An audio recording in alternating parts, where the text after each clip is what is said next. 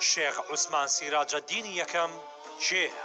شێخ عوسمان سیراجەددینی یەکەم کوڕی خالید ئاغا، کوڕی عەبدوڵڵا ئاغا، کوڕی سەید محەممەد، کوڕی سەید دەروێش، کوڕی سەید مشەڕەف، کوڕی سەید جومعە، کوڕی سەید زاهیدە. ساڵی 1970 لە تەوێڵە لەدایک بووە و 6 کوڕی هەبووە. دایکی شێخ عوسمان ناوی حەلیمە کچی فەقێ ئەبوبەکر ناسرا و بەهەی بەکر بووە. لەنەوەی فەقێ ئەحمەد ناوێک بوو و بە غەزایی بەناوبانگ بوو و خەڵکی گوندی کاکۆ زەکەریا لە دەڤەری کەڵا تەرزانی سەر بە شاری سنە لە کوردستانی ئێران. شێخ عوسمان سیراجەددینی یەکەم لە خوڕماڵ و خەرپانی و سلێمانی خوێندوێتی. لە تەمەنی 25 ساڵیدا ڕووی کردووەتە بەغدا. لە مەزاری شێخ عەبدولقادری گەیلانی نیشتەجێ بووە. لە بەغدا خۆی با ڕێوڕەسمی زیکر و تەهلیلەوە سەرقاڵ کردووە.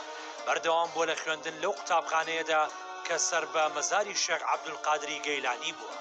لە ساڵی 1867 شێخ عوسمان سیراجەددینی یەکەم لە تەوێڵا کۆچی دوایی کردووە و میراتێکی گەورەی ئیسلامەتی وەک سەرمایەی نەتەوەیی بەجێهێشت. پەیوەندی نێوان مەولانا خالیدی نەقشبەندی و شێخ عوسمان سیراجەددینی یەکەم. پەیوەندی شێخ عوسمان بە مەولانا خالیدەوە پەیوەندیەکی ڕۆحی و سۆفیانە بوو. ئەمەش لە نامەیەکی مەولانا خالیددا ڕەنگ دەداتەوە کە بۆ شێخ عوسمانی نووسیوە و تیایدا هاتووە: گەورە و زۆر بەڕێز، خاوەنی نەرمونیانی و هێمنی، فەقیە عوسمان، کات دێت و دەڕوا و هەر چرکەیەکیش لە تەمەنی ئێمە کەم دەکاتەوە، قەدەریش نزیک بۆتەوە. ئەگەر پند و ئامۆژگاری لەو کاتە وەرنەگرین کە تێیدا دەژین، ئەوە سبەی ڕۆژ جگە لە حەسرەت و پەشیمانی هیچی ترمان بۆ بەجێ نامێنێت.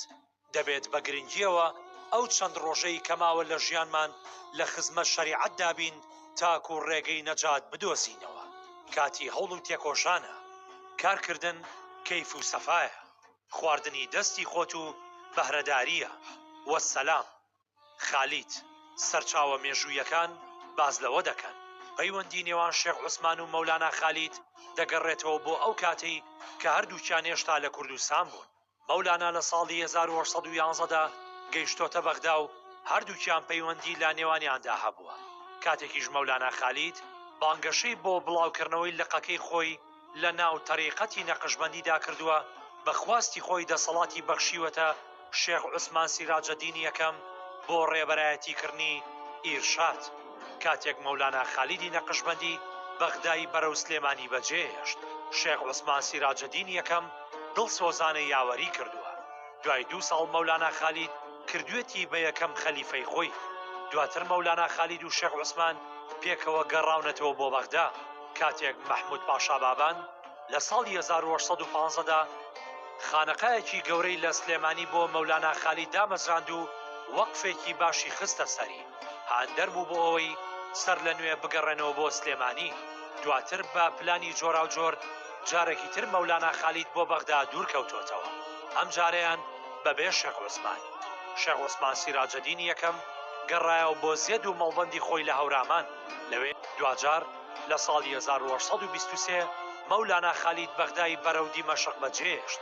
لێرە بەدواوە بەرپرسیارەتی پەیڕەوانی ڕێبازی نەقشبەندی لە کوردستاندا بۆ شێخ عوسمان بەجێهێشت. خانەقاکەی سلێمانی لەلایەن مەحموود پاشاوە سپێردراوە بە شێخ عوسمان. شێخ عوسمان سیراجەددینی یەکەم ڕۆڵی لە هەورامان و قەڵەمڕەوی باباندا هەبوو. کاتێکیش مەولانا لە بەغداوە گەیشتە شام، شێخ عوسمان وەک جێگەدار و متمانە پێکراوی مەولانا خالید لە ئیرشادکردن بەردەوام بووە. لە ناوچەی هەورامان و باباندا مەولانا خالید خەلیفەیەکی تری لە شێخ عوسمان شایستەتر و لێهاتووتر دەست نەکەوتووە. لە هەموو لایەکەوە ڕوویان لێ کردووە. هەمیشە خانەقای تەوێڵە پڕ بووە لە موریدی ڕێبازی نەقشبەندی کە لە کوردستان و وڵاتانی ناوچەکەوە هاتوون. لە دوای مردنی سلێمان پاشا، ئەحمەد پاشای کوڕی جێگەی گرتوۆتەوە. ناردوێتی بە دوای شێخ عوسماندا و دەیهێنێتەوە بۆ سلێمانی.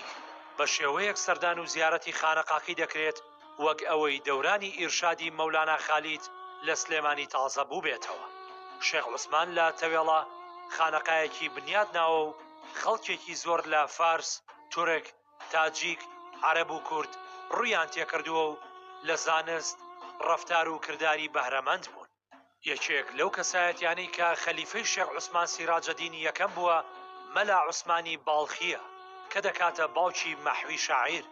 مەحویش بۆ خۆی خەلیفەی شێخ بەهادینی کوڕی شێخ عوسمان بووە. هەروەها مەولەوی شاعیر چۆتە تەوێڵە بووەتە موریدی شێخ عوسمان سیراجەدین. لە پاشمردنی شێخی سیراجەدین مەولەوی بۆتە موریدی شێخ بەهادین و پەیوەندی ڕۆحی لەگەڵ شێخی زیائەدین هەبووە.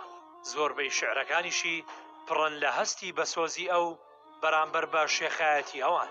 شێخ عوسمان سیراجەدینی یەکەم بۆ ماوەی 53 ساڵ خەلیفەی ئیرشادی ڕێبازی نەقشبەندی بووە. چەندین زانا و ڕۆحانی لە سەردەستی ئەودا بوونەتە خەلیفە